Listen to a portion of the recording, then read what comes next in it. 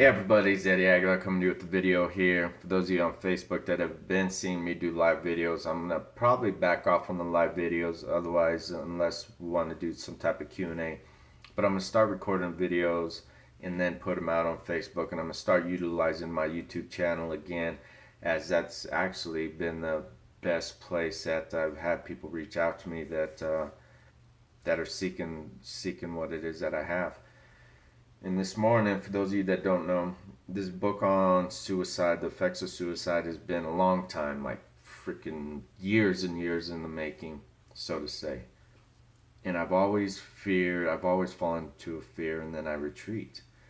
And recently, the past month and a half, I've really committed to this book. I've committed to diving into it, to facing the darkness, facing the emotions, and getting the shit done.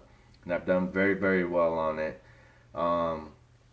Yes, it creates a lot of anxiety, it creates a lot of tension, but it has to be done. And I've talked with those in my life to share that I need the help or I need the understanding to get through this, and here's why. Until this weekend that my girlfriend actually acknowledged, she's like, now I get it. And I shared with her certain stories that are going to be in the book that people have shared with me after having dealt with suicide personally in their lives. And it was this morning where there's one story that I didn't share with her because I didn't have it on my computer at the time. I dug it up amongst many other writings that I have here, and I got filled with anxiety, like major amounts of anxiety, and just tension and the uneasiness of, you guys know when shit just doesn't feel right or it's scary. And I realized that this story, it's very powerful and beautifully written, but this story created tons of anxiety. And please know that I'm not seeking any pity or any whatever. I'd rather you not nothing, but I want you to apply the lesson that I have to share with this. Sometimes we are caught in the middle of crossroads to where we have the option. How do we say?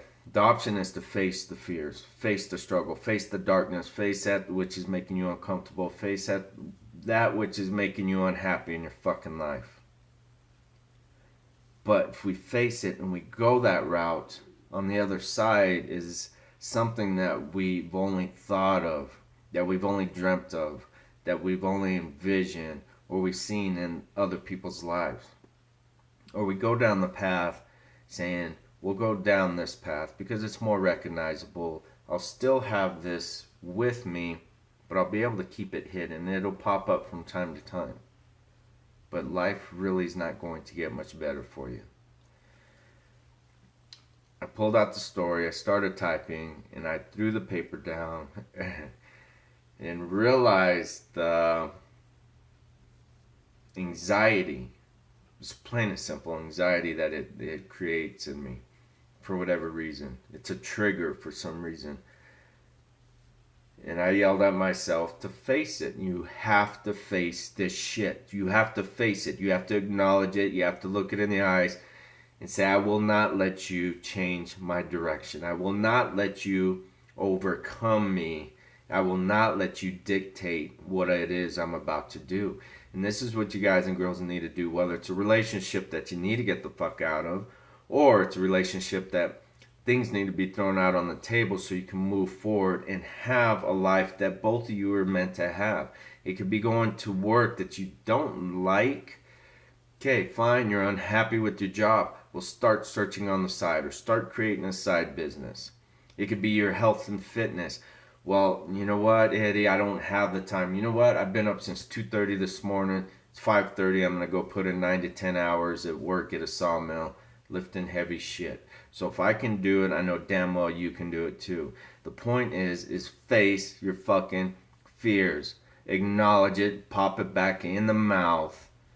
And on the other side is something that you've only thought of. On the other side is something you've only dreamed of. On the other side is something that you've always yearned for, but that's all it is yearning. because you're not willing to face the shit. You're not willing to face the darkness. You're not willing to face the fears. You're not willing to face the anxiety. But weren't you when a kid, and I know you don't remember it, but you've seen it, how many times did you fall and get back up? How many times did you bonk your head on the fucking coffee table or something else, but you didn't give up? Or learning to ride a bike, or having the courage to ask somebody on a first date, or going ahead and going into a gym knowing you probably might be the unhealthiest person in there or feeling that way, but you did it anyways. So hope you guys and gals get a lesson out of this. Tough morning for me. There's a lesson in it. And please feel free to comment, to share. But face the fears, face the darkness, stand before it, and it's only going to make you stronger. And no, you can't always do it alone. If you try and do it alone, you're going to end up becoming part of one of these stories.